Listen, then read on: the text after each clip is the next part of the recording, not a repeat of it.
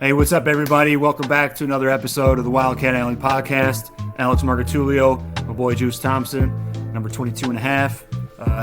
It's been a tumultuous week, Juice. Obviously, not the topics we want to be speaking of today, but we'll go into it. It's a new season. We got to play each game as a new season. But first and foremost, we'll break things down. Tipping things off, though, Juice.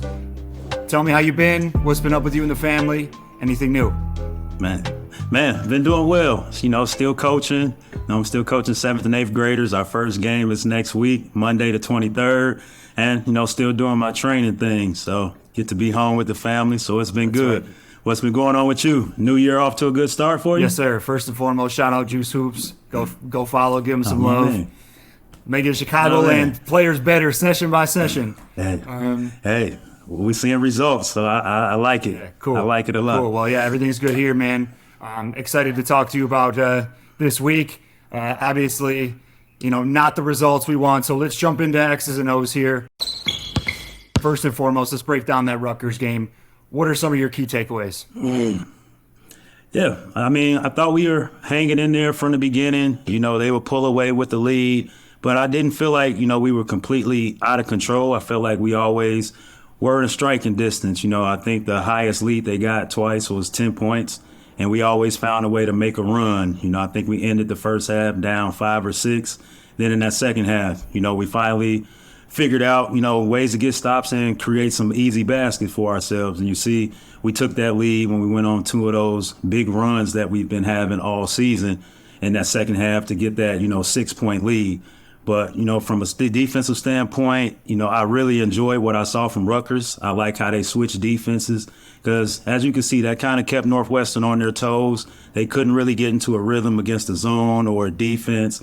So that kind of, played a part. And then, as you see, at the end of the game, they made that big shot and we came down, had a turnover, and then, we missed the three-pointer. And Coach Collins had the option to call a timeout, but he didn't. And as we saw in the press conferences and everything, his reason for not doing that was so Rutgers didn't have a chance to set up their defense. And as we saw, they're a great team defensively, number 1 in the Big Ten. So it came up, and then they had some players make some big shots. Seems like you got something you saw with that. Yeah, Juice, I wanted you to comment on the timeout situation. Being there and being a point guard in that situation, would you rather take that all the way to the basket or try to get something within the flow of your offense? Or would you like the coach to settle down, call timeout, and get more of a set run action to see if you can get a better look? Mm-hmm.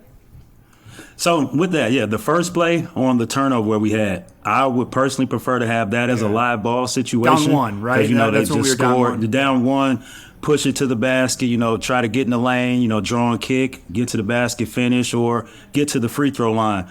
But a situation after that, they make the free throws, even though they're doing a great job of setting up their defense and causing some problems. The second one, I personally would have went with the timeout to try to get something. We had, 6 seconds. Yeah. We got the ball up to half court with 3 or 4 seconds. So I would have tried to draw something up from that. From your experience, what would you like to go with in those situations? Yeah, I agree. I definitely would have taken the timeout on the second go-around down 3. Although at that same time, it does allow Rutgers to set up their defense. It does allow them to potentially foul and put you on the line down 3. True. So I think it can go either way. I think at that point in time, we were a little helter-skelter. So if we were if we were in a little bit more flow offensively throughout the course of the game, I know we did just go on that run where we scored on 9 straight possessions or so. But I thought in the last couple minutes, we kind of were out-executed by Rutgers. So at that point in time, I would have liked to see a timeout and then really have the ability to draw something up. You have a great mind in the huddle of like Brian James, who is known for drawing up last game scenarios. So I think we could have taken advantage of our resources a little bit better, especially when we were a little out of sorts, it seemed like. Definitely. And, before we even got to those 2 situations, that big shot by Spencer, that was a big shot for him, as a team. Rutgers shot 10 for 18 from the three-point line. Team shooting over 50, 60% from the three-point line. It's going to be tough to beat them. And with that, what were your thoughts, on that play for the three-pointer? Because I see a lot going on, people on social media talking about that defensive play. I have my opinion on it with some things that I saw. Was anything on that play or the last couple minutes that you saw that we could have done better? Yeah, let's break down that play specifically, and I would love to hear your input on it as well. I thought it was a really good and well thought out play by Rutgers. They ran a side ball screen with their big guy Mourier diving straight to the basket, and then cleared out. The single side was for Cam Spencer to pop out of the corner and have that roll replace action, and it took advantage of our help defense. I think Chase helped maybe a step too late, and then ultimately, was late closing out on Spencer, who's a knockdown shooter. So I think it was a little bit of miscommunication on our part. I'm okay giving up the two there, especially to preserve the three and at least get a shot at overtime. But again, in the moment, that's a really tough play for an instinctual guy like Chase to really calculate. But in the huddle, I would like to say no threes, no threes. I know I was in the stand yelling no threes. So that was one of those plays where I just give up the dive potentially, or fake hard at that guy, knowing you have to close out hard and run out and run off that Pat Spencer off the 3-point line. So what was your take on it? It was definitely a Euro style action, which you ran, to the death of people overseas. So what were your thoughts? Yeah, so, that's a tough action to guard, like you said. And for, those who don't play or understand the speed of the game, like you said, for a player like Chase, his instincts defensively are unmatched. He's playing at an all Big Ten Defensive Player of the Year level. It's hard, when things are going that fast, moving that fast at that pace, especially in a crunch situation like that.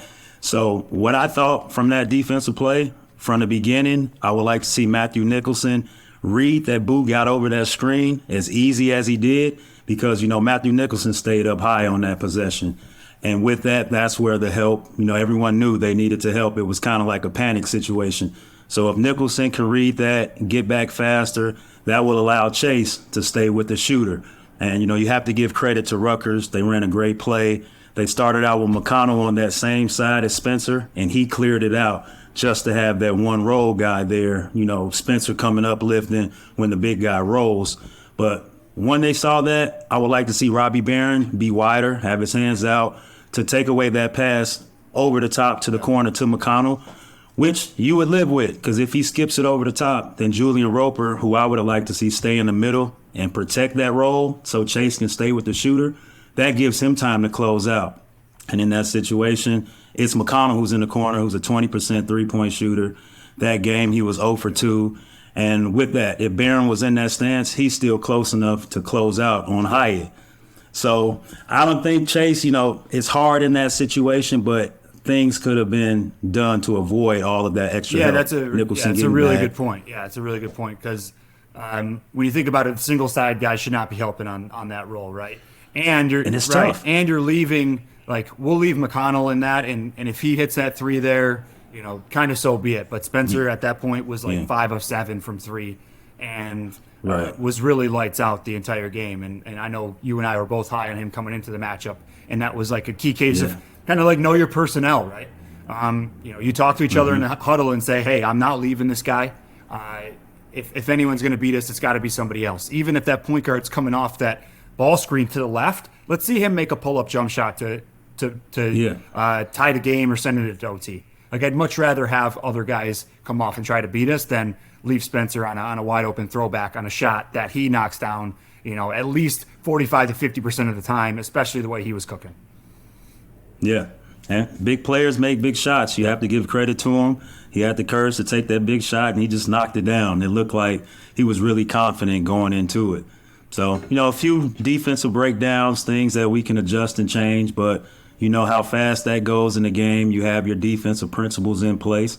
So that was a play to learn from, but I think, going down the stretch, future games, we can learn from that and try to avoid those kind of things, especially late in the games, to try to win these close games that, we're always right there close and able to win. Yeah. So, Drews, what do you think of the offensive deficiencies we have? What are your thoughts on what we could potentially do better? I look at the stats, and we're one of the least efficient offensive teams in the Big Ten. I think we're second or third to last in three-point field goal percentage and last in overall field goal percentage. I know the foul line has helped us a little bit at times, although these last couple games we've struggled. What do you think we could do differently offensively to really get us over this hump and, again, have that offense catch up with our defense once again. Yeah. For offense, I would like to see us, move that ball side to side. One of the first few plays of that game against Rutgers, when Boo Buie hit our first 3 points, there was a high pick and roll for Chase. He found Matthew Nicholson on the inside. He immediately kicked it out, I think, to Robbie Barron. He swung it to Ty Berry, back to Chase, and then from there, gave up a good shot for a great shot. Boo's wide open in the corner. It's really hard. It's tough defensively to chase the ball around that long. And remember, Ohio State did that to us too. And, with that, if we can continue to move the ball side to side, I think that makes it harder for defenses. That's going to tire them out. And, with our defense being the way it is, that's only going to help us. So I would like to see us get, higher quality shots, especially from the 3-point line. I feel like we have a lot of those one pass shots for threes, or even some possessions, whoever brings the ball up, they might be the only person touching it in a possession. Least favorite ones. So I would like to see least favorite. I would like to see So we got to move that ball around. You know how it is when that thing is going side to side, moving, and you're getting rid of. You catch it, don't have a shot. You're passing, or dribbling, making a play. That's tough to guard. That ball carries energy, right? It's like the more people touch it, and the more hot potato it gets. It seems like it lights up in your hand, and when you get that, when it gets swung around, the cycle, and you catch it last, ready to shoot, a lot of times those go in because, you had crisp passes, everybody's on the same page, we move it around side to side, the ball gets reversed, and the defense doesn't have time to recover. So I love that possession. Yeah. I have to credit Rutgers. I know you mentioned this earlier, but that press that they implemented really caught us off guard and just took us out of our rhythm offensively. We have a tendency to get into our sets a little late and don't have a lot of free-flowing type motion action. So by them pressing us, by the time we were in the front court, we had 17 seconds left to really execute a play, get in the right positions, and run a complicated set. So I credit them. It was a really good game plan. I thought we made great adjustments in the second half, pushing the ball, playing off the miss, and really beating their defense down the floor. I think that really got us some fresh looks, some good looks, and some easier baskets down the stretch. So it was a valiant effort by the boys. We really did a really good job fighting back. And that's one of those games you wish you could have stolen, right? Like, it was one of those games that, like, hey, you probably had no business winning, but you fought hard. You let the crowd get back into it. You used that emotion to your advantage, made some key plays down the stretch, and then, obviously a couple breakdowns in the last couple minutes cost us, but that's a game where you steal later on in the season. You're like, you remember that Rutgers game that we got out playing a horrible game, but ended up getting a dub against a top 25 team? Like, that's a huge character win that we could have built off of. But again, there's a lot of things to learn. And heading into the Michigan game, it was another case of a slow start for us. But again, we fought hard. I feel like we did look a little bit tired on occasion. Obviously making those big runs, having to come back from a double-digit deficit a couple times in a game does wear you out. And we're a little lean on the bench right now. So what are some of your keys that you saw, which obviously didn't allow us to get a dub on the road, which would have been another crucial one? Yeah, so before we get into that, we got to shout out the student section at that Rutgers game. They expanded the student section by 200. The fans, they showed up and showed out again. They were loud. That was really what helped us catapult us to get that lead in that second half when we went on like a 12-2 run. Fans were loud. They're screaming. They're into it. So definitely got to shout the student section out. We really need their support going forward.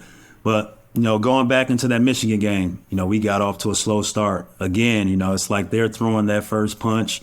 I think we had a really good game plan of doubling in the post. And, that caused a lot of turnovers for them. I think they had a season high 18 turnovers throughout that game.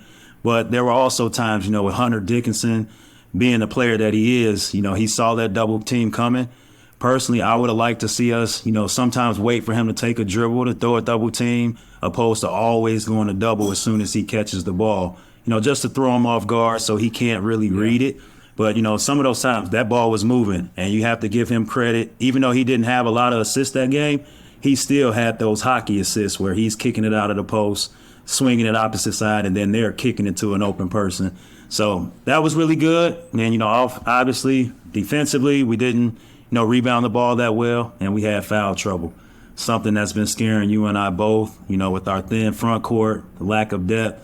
Once we got into foul trouble, that really kind of hurt us. And I know you've been big on Robbie Barron. We got to go small ball and see how that was a real good thing for us. So is anything you saw from that? And I know you've been high on Barron, so I'll let you speak on him and his game. Yeah, I really liked that lineup, and I thought it was a great adjustment. I love the timeout that Coach Collins took to really rally the troops.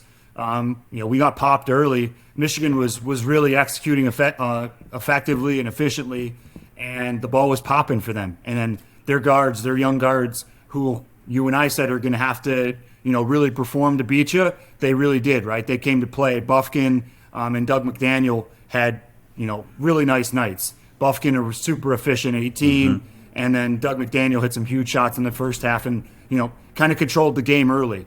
I love the timeout that Collins took. I thought it re-energized the crew. Went to that small lineup. He got into them. Yeah, but it drew Dickinson out. It drew Big Reed to come play on the perimeter, and Robbie really took advantage of that, making two nice left-handed drives to the bucket with finishes, drew fouls, and then had the ability to step out and knock down a couple threes as well. So he was a huge energy boost, a huge lift, and obviously got us back into the game and allowed us to take the lead heading into halftime.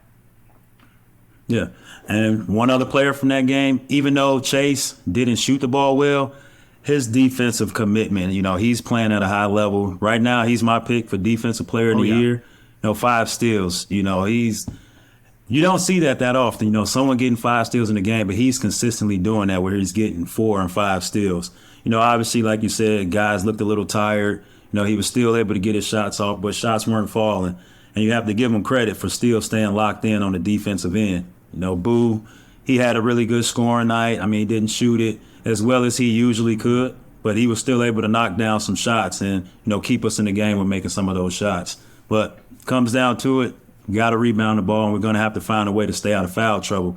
Because going forward, in the Big Ten, as you're playing against good guards and good bigs. And right now, our front court is, we're going to need some help in there. So guys got to stay fresh and stay out of foul trouble. Yeah, definitely. And I'm really happy with the production of Brooks Barnhizer, providing a lot of extra toughness on that front line. He's provided a lot of versatility as well. When we go to that small lineup, he's always, he always has his nose in the action.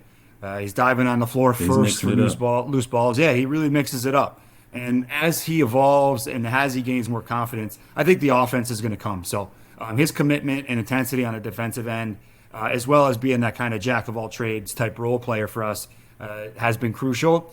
And then I got to commend Boo Buie. And obviously, he's not shooting the ball well. He'll be probably the first one to say, he has to be better from 3. But credit to him for taking the ball to the rack. He got he had a couple fouls not called as he was taking it to the rim. His finishes in there. The other he had some crafty finishes. Yeah, for sure. And I feel like in years past, he could have, kind of faded back in a lot of those games in prior years, where now he's kind of all right, my shot's not falling. I'm going to continue to stay confident and shoot it when I get them, but I need to attack the basket. I need to get to the foul line where he's shooting 90% and really make up for it in that aspect. But if you take a look at, we're 13 of 26 from our guards and only got 38 points, right? If we're shooting 26 shots for 36 points, we're being really inefficient, and we need to find a better way to get our scorers into better areas. And I think, a lot of the shots we're getting are pretty decent. We're getting some transition threes, some threes off offensive rebounds, and we're such a different team when those first couple shots go in. You take a look at the Indiana game. I feel like there hasn't been a team like this I've ever seen.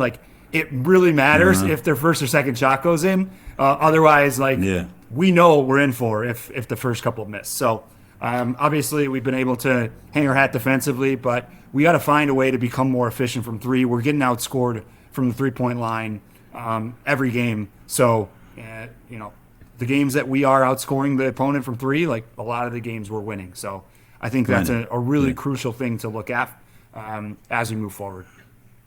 Yeah, shooting the 3 ball better and doing a better job defensively of making teams shoot a low percentage. Because against that Rutgers team, they shot high, 60%, and now Michigan, 45%, and where we're shooting in the low 30s or the 20%. So I think we have to do a better job of keeping guards out of the paint. I think Jet Howard and those guys did a really good job of getting in the paint, sucking in the defense and kicking it out and finding shooters. And just like always, we'll make our runs, but they always found a way to knock down a shot, get in the paint, get a stop. So if we can do a better job keeping guards out of the paint and then rebounding the ball. I mean, Hunter Dixon's a big guy. He's a great player, but he had 15 rebounds. I understand we were playing small. I would like to see, some of the guards get in there, kind of mix it up a little bit like Brooks has been doing. Even if they can't get the rebound, box out, try to help a little bit. So going forward, we got some things to adjust. And after that, we got some things coming up now. We got some pretty different and difficult news about the Wildcats. I think we should get into our scouting report now, moving forward, going with Iowa. I'm sure you heard the news. What are your thoughts on everything? Yeah, obviously, I was having a pretty normal morning until I opened Twitter for the first time and saw that the game was potentially being postponed, which is now official. It is being postponed due to COVID circumstances and injury circumstances within our program. So, it was a little bit of a weird day. I didn't even know these protocols still existed. But Same. Hey, it is what it is. I don't think we should have to forfeit the game.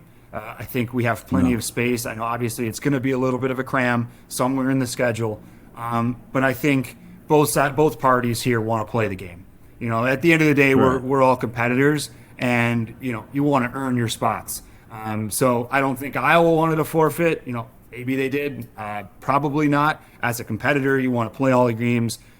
You want to go out on top, look another guy in the eye and say, I beat you that night. So, it's definitely some interesting news here, and we don't know when it will be postponed, but, it's pretty tough news out of our locker room today. But I think we'll push forward, and hopefully we're out of protocol soon. What are your thoughts? Definitely. Yeah, like you said, a normal morning. I drop the kids off to school and everything, and I come back home and I see a text from you with the news and everything. So I'm like, oh man, is this real? What's going on? So, it was difficult to hear, but obviously you care about the safety and the health of everybody on the team, the staff. So, we're wishing them the best, speedy recovery, and just looking forward. Really hope that this doesn't last and it lingers for some of these guys with the sickness or whatever it is that they have, because as you know how that is with COVID or things like that, some of these sicknesses and things that's going around, they can last for a little bit, and it's not easy getting your wind back. So the rest and everything can work out for us, but hopefully guys come back fresh and ready to go. Yeah, I hope they're able to somehow get in the gym, right? Like if you're asymptomatic or you're not feeling great, have the ability to get into the gym and potentially get some shots up, even if it's on your own. Or with a single person that you're quarantined with. So, best of luck to the Cats as they get back into it. Obviously, we're really looking forward to playing this game on the road at Iowa. Would definitely be a signature win for us. So, knowing it's a tough place to play. They're on a hot streak right now. They're obviously a super high octane offense, and they mix it up defensively as well. But at the end of the day, they have a stud. Probably first team all Big Ten performer with Murray, and then have a great supporting cast. I like Rabracha down low, very crafty, and then they have some great wing players as well as a veteran point guard like Tony Perkins. So, as a fan, I was really looking forward to this game. I wish we could play it. Obviously, really hopeful that they can reschedule it and we can play Iowa in Iowa City because it's a great place to play as a player. Again, Juice, great shooting rims at Iowa. Something about those lower bowls that you can get a good vantage point, and that rim always looked huge at Iowa. Dude, speaking of their rims, I remember, I think it was the second half there, my senior year, I slapped the backboard. And for me, that's a big thing. I drove baseline to the left, I slapped backboard. I remember, I love these rims. And as you know, as a shooter, that backdrop and everything, really good shooting rims and everything. But with that, my take on the Iowa game, like you said, they got a stud in Chris Murray, the big guy down there, Rabracha. How do you say his name? I'm sorry. Rabracha. See, I mess up some of the players' name. But, they're low down there, and that's, one of our weaknesses. Our front court is thin. Last game, guys, they pounded inside to Hunter Dickinson. And from that, we got into some foul trouble. So same message. We have to find ways to stay out of foul trouble. Maybe we should try mixing it up to try to alleviate some of that foul trouble. Sometimes play man, sometimes go zone, trap in the post, do different things. And from an offensive standpoint, I think we should attack Murray a lot, put him in ball screens, throw the ball down to the post, make him think about something else besides offense and scoring. Whether that's, running someone off a stagger, just make him think and make him work a little bit more than he's used to working on the defensive end. And we got to rebound the ball, come out ready to play whenever that game is. Hopefully it's soon, because I actually was looking forward to it too. Iowa has the number 1 offense in the Big Ten, but they have, their number 14 on defense. So it's one of those games like, we're a great defensive team, but offensively, sometimes we can struggle. So I thought that would be a really interesting game to see. Yeah, that's a great point, Juice. And one thing that I think Iowa does a really good job of is like making teams play at their pace. And it kind of sucks you into it. So, they think they can outscore you, which they do a lot of times. So I think it's a difficult matchup for us. Obviously, we got routed last year in the Big Ten tournament, where I just think their pace and their overall tenacity on the offensive end really took a toll on us. So I look for us to slow that game down a little bit, not get caught up in their pace and playing their game, but really play Northwestern basketball, solid half-court game, and out execute them. I think that's how you got to beat them. Definitely. So we got that. We'll figure out when that game is. Hopefully it's soon. I know the Big Ten is going to do a great job working with both schools to figure out a day of when they can reschedule that game. So hopefully it's soon and the Cats are ready, because we're going to have to bounce back and get a win on the road. So with that, let's go scout report on the following game that we got Saturday. Wisconsin is coming into town. And as you know, when they come into town, it's a lot of red in the building. Sometimes it's more Wisconsin fans than Northwestern fans. So we're going to need that student section again. What are your thoughts on this game? Any players to look out for? Anything we should do offensively, defensively? What do you got? Yeah, so they're skidding a little bit. They're missing their leading scorer. Tyler Wall's been out for a couple games, but a very capable ball club, and another team that just controls the pace. They play their own way and have some guys that can really fill it up. So you look for a guy like Chucky Hepburn to really step up in a role if Wall continues to be out, and then Connor Segan, the freshman. I think he's leading all Big Ten bench players in points, so he might be inserted into the starting lineup. But a guy that plays with a ton of confidence, can really shoot it, and is looking to get is really looking to get a shot off over the last couple games. So look out for those guys. But I think this is a game where we need to make guys beat us one-on-one. I think that's what Indiana did a really good job of against Wisconsin, is not giving up any easy baskets.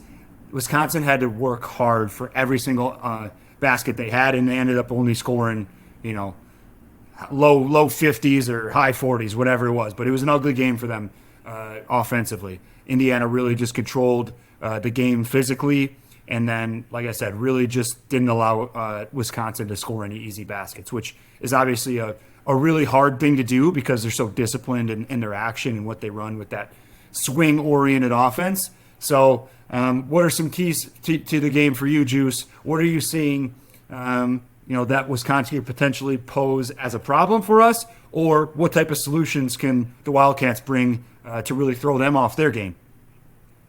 Definitely. I think right away we got to come out, throw that first punch. That's the theme of this season. We always got to get off the good starts. Like we talked about, we're a different team, a different ball club when we make those first few shots. But I think we're going to have to be locked in. Sounds like Tyler Wall is coming back from injury. I heard he got to practice this week. They weren't sure if he will be able to play against Penn State when they play, but I'm sure he'll be ready for us. And as you know, he can do everything. He can put it on the floor. He can shoot the three. He can drive from the perimeter. He can post up. He's a lot to deal with. And I feel like Robbie Barron will take that responsibility on defense. But like we've been talking about, we have to stay out of foul trouble. Because after that, obviously we can put Chase on him, but is Chase tall enough to guard him? He's a good post-up player. We do things exactly. So we do a great job of doubling, but Wisconsin's good. They're able to find guys, move the ball around, and like you said, I agree. I think we need to try to make them play one-on-one, have guys make plays. Obviously, Chucky Hepburn is more than capable of making plays. He can put it on the floor, run the pick and roll, create his own three, and I believe he's shooting over 45% from three as well. So we're going to have to come out, protect home court, play our normal style of defense, and work to get really good shots. That's the key, I think. Once we can move that ball around, see a couple of shots go in, especially early on, I think we'll be in good shape and just feed off that energy of the crowd. And it's a weekend game, Saturday, early morning. So students should be there. Maybe they'll go out Friday night, but, they'll be able to make it. They can sleep in a little bit, but we're going to need their support because, it's going to be loud with those Wisconsin fans. So I think we'll be okay. Yeah, for sure. And one thing I'd like us to do is just play with a little bit more pace offensively. And that doesn't necessarily mean shoot with, 25, with 20 seconds left on the shot clock, right? That means, let's get into our offense and cut harder. I want him to cut back door more. I'm yelling cut back door all the time.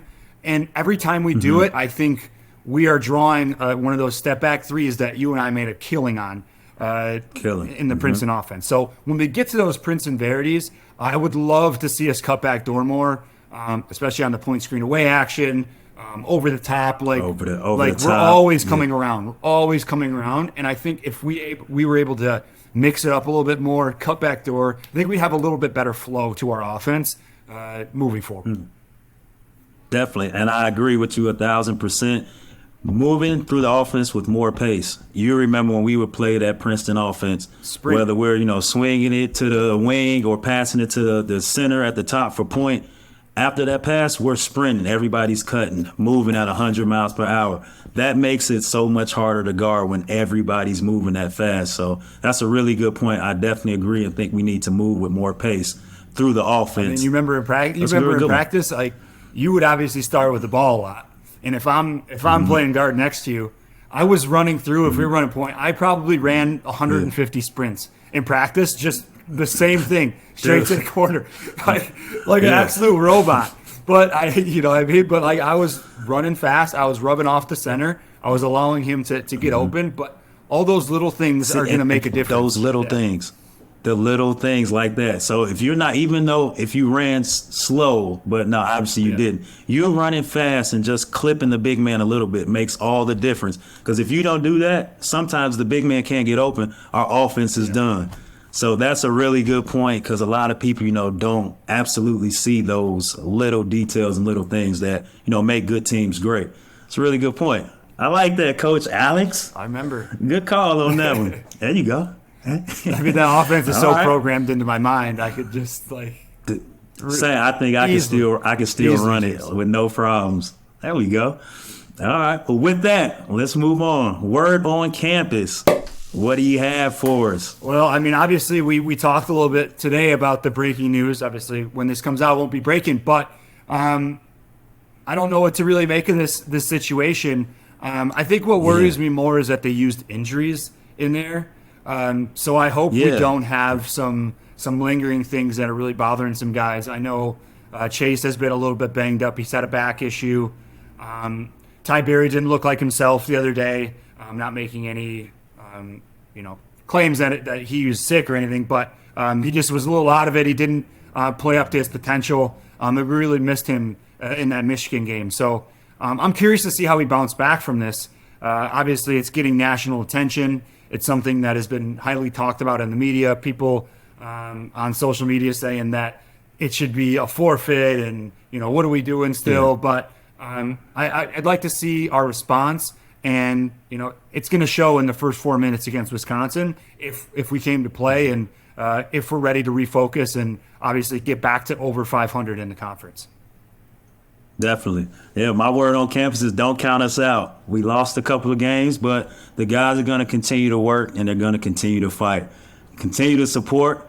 And we got a big game coming up on Saturday. We got to protect home court. That's right. I'm following all the bracketologist juice, so I know what line we're on right now. It's not what we want to hear from the Northwestern faithful, but there's plenty of opportunities ahead on our schedule, starting with the home game against Wisconsin. Obviously, going to be a great opportunity for a perennial tournament team coming to your home turf to try to knock you off, especially when they're on a losing skid.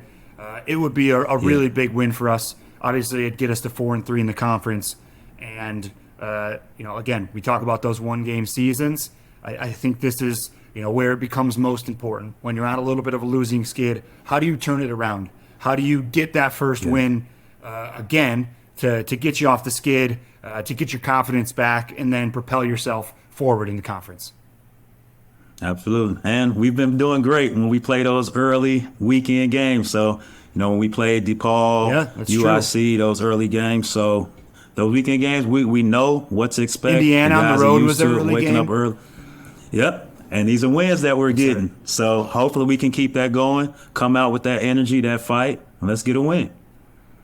Sounds good, Juice. Well, that wraps up another episode of the Wildcat Alley podcast. You can find us anywhere you get your podcasts, Apple, Spotify. We run the gamut. Catch us on YouTube, everywhere. Instagram. You know what it is. Juice, appreciate you. Hey, we follow back. My boy, always good talking to you, my guy.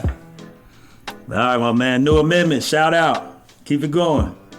Beyond the Big Ten is a network of podcasts that aims to be your go-to resource for all things Big Ten. We cover the entire conference with shows hosted by ex-players and athletic alumni, aiming to be your go-to source of information and entertainment for your favorite team. Hosted by ex-Big Ten players, media, and insiders, our podcasts are focused on giving diehard fans and those alums an inside scoop about the teams and people that make the Big Ten Conference one of the most watched and most talked about conferences in sports. We're excited to talk Big Ten basketball with you wherever you may be. Subscribe now.